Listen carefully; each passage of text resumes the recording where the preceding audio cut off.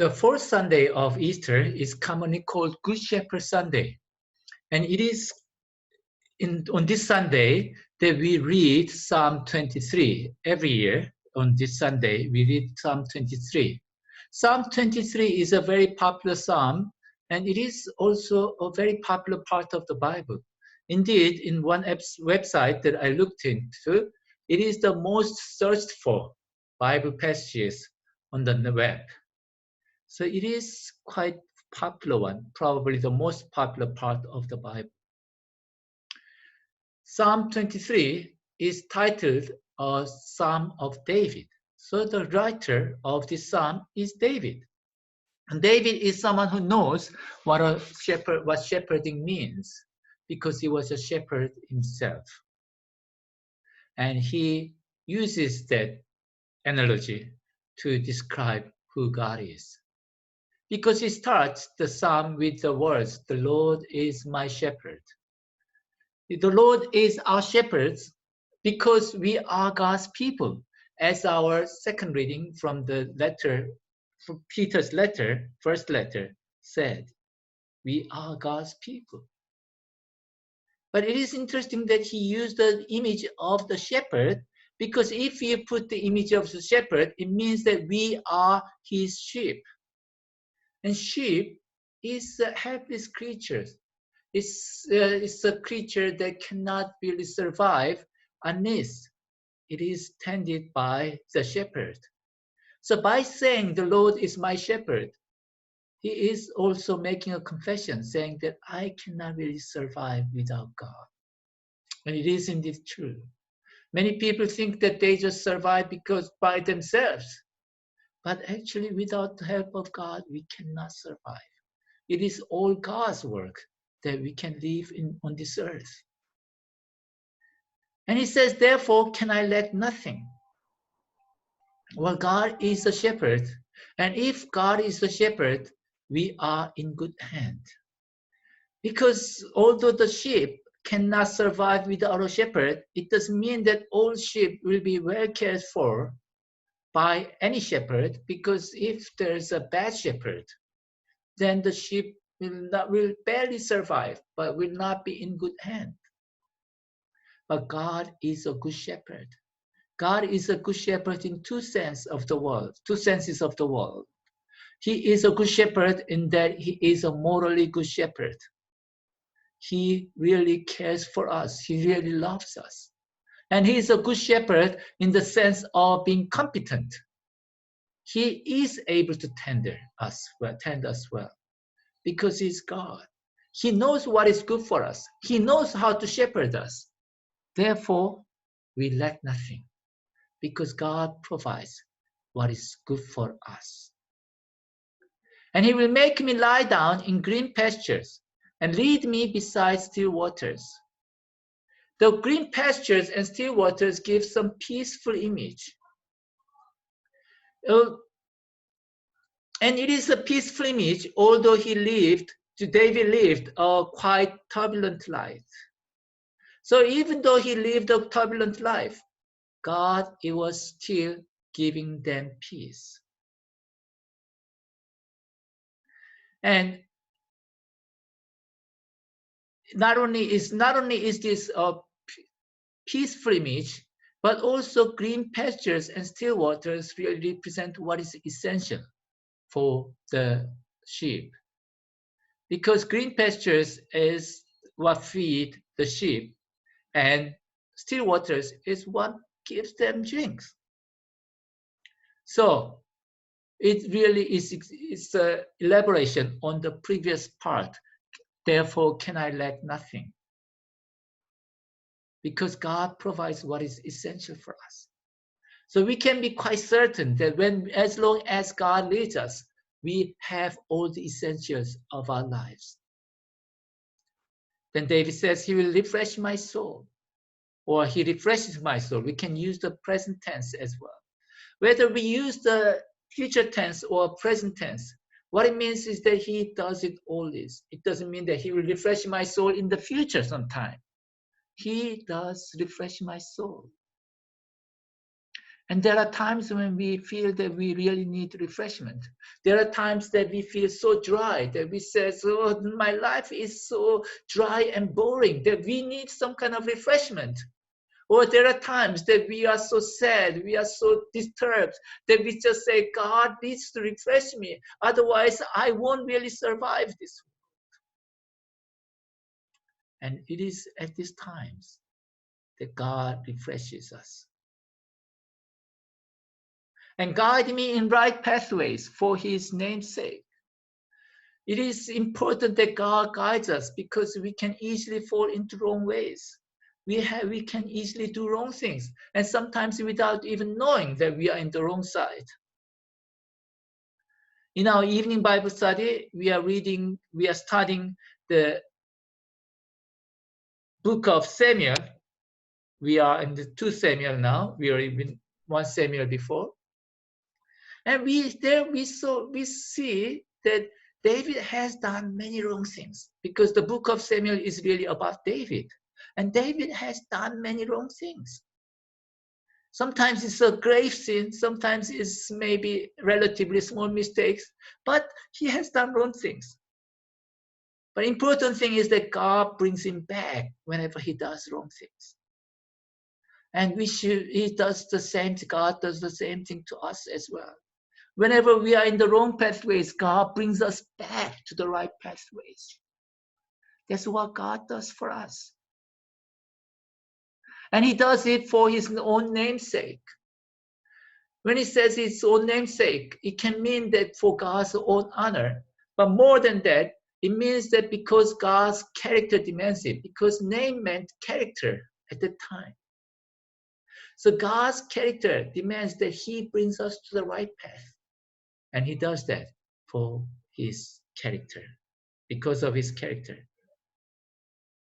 And though I walk through the valley of the shadow of death, I will fear no evil, it says. While David faced many situations of death in his life, there were many threats in his life. They really pushed him to death.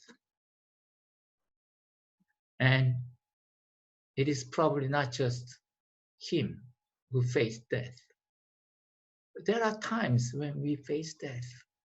There are times when we just feel we are very close to death, whether it was because we barely missed an accident or because our sickness was so grave. There are times that we felt, oh, we were very close to death. My wife, Monica, had an accident and was hospitalized for a long time. When she was in university. It was the time that she was very close to death.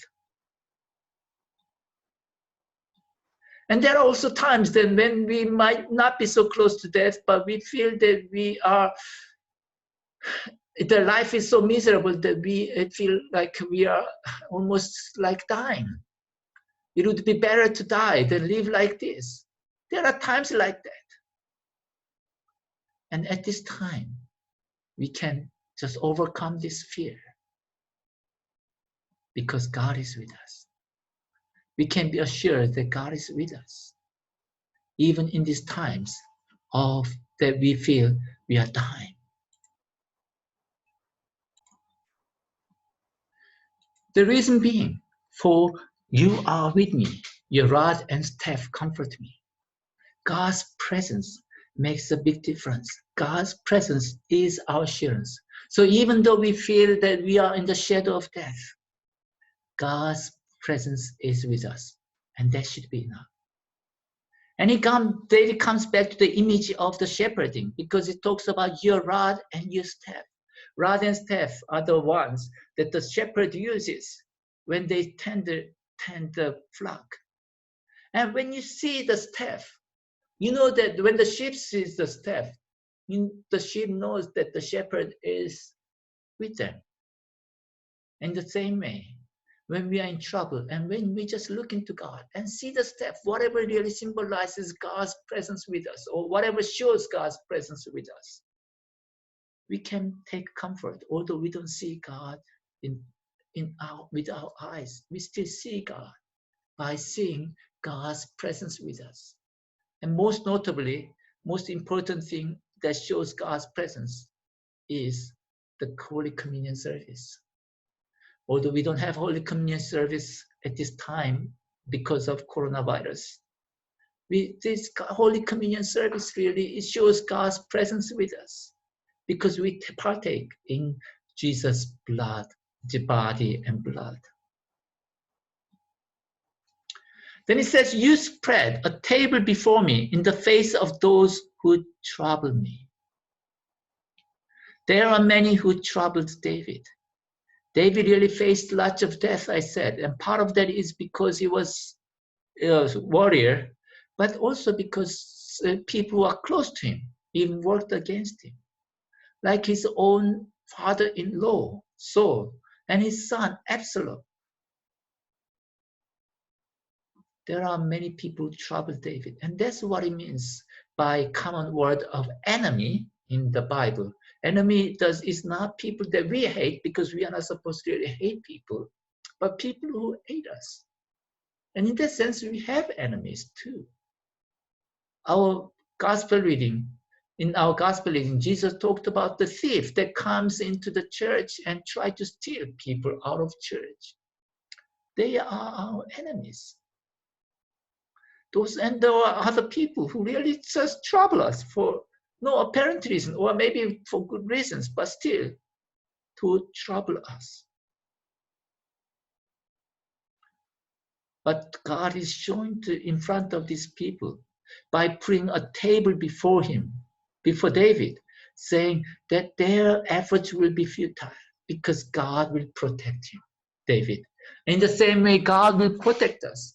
When others were trying to trouble us, God will protect us. And because of that, their efforts of hurting us will be futile. And God really gives clear honor to his people to show to enemies that God will protect them. God is with them. So it is not just spreading a table before David, but it says, you have anointed my head with oil, and my cup shall be full. Then he further says, surely your goodness and loving kindness will follow me all the days of my life. So God's presence will follow us, will be with us. That's a great assurance. And his presence means his goodness and loving kindness, his mercy, and he being good to us, his love, and all these things will be with us. Isn't that a great assurance? And it is not just some days of our life, but all the days of our life. There isn't a one day that he just draws his eyes away from us. He's always looking at us. He's always caring for us. And I shall dwell in the house of the Lord forever. And this is the greatest blessing, that we can be with God. And in our Acts reading, we saw that early Christians met at the temple. But David could not have gone into the temple because the temple was not built in David's lifetime yet. So David didn't have temple. So in the house of the Lord cannot really mean temple, the temple here. And it cannot mean the tent that the house, it was used as the place of the Lord, because then he would not have called it a house. Well, maybe he could have, but it's not likely. So the house is used symbolically here. Wherever God's presence is the house. It doesn't mean the church building, but wherever we are together, wherever we see God's presence, especially through the Holy Communion service, we are dwelling with God. And it is said that we cannot have Holy Communion service in these days. But as we saw before, that we still have spiritual communion, and that is what is important. So when David said, the Lord is my shepherd, he really means all these things that we talked about. All through that says within the Psalm. he explains what it means by the Lord is my shepherd in the rest of the psalm. That means he cares for us, he protects us, and he honors us. The Lord is the one who does that. And knowing this really assures us and gives us confidence, especially in the times of trouble, that God is with us. It's great joy. And God is with us. It's a great comfort for all of us. And it aids us in our worship. Knowing that God is our shepherd really helps us to concentrate on God in our worship. So let us worship God with the knowledge that he is a great shepherd. And let us take comfort from God in the knowledge that he is the good shepherd. And Jesus is also our shepherd. Glory be to the Father, the Son, and the Holy Spirit. Amen.